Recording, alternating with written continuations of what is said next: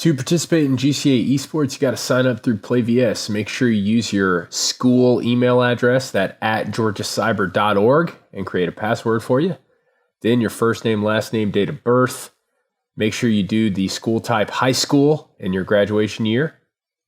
Then make sure that you search Georgia, and then the school should come up, Georgia Cyber Academy. Pay attention to the address, though. You want to make sure you select the 1745 Phoenix Boulevard, Atlanta, Georgia address. When you know you have that correct school, click continue. Then add your school email address. This should be the one that you registered with, that at georgiacyber.org.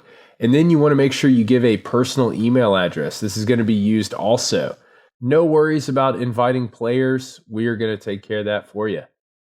Let's go to your account, top right, account settings. Scroll down. This is how we connect our Epic Games account so we can play Rocket League. So continue to scroll down, find Epic Games, then click connect. You should see a list of different ways to sign in with your Epic account. Use the one that suits you. Be sure you follow all the prompts to connect it. Then the final one is allow.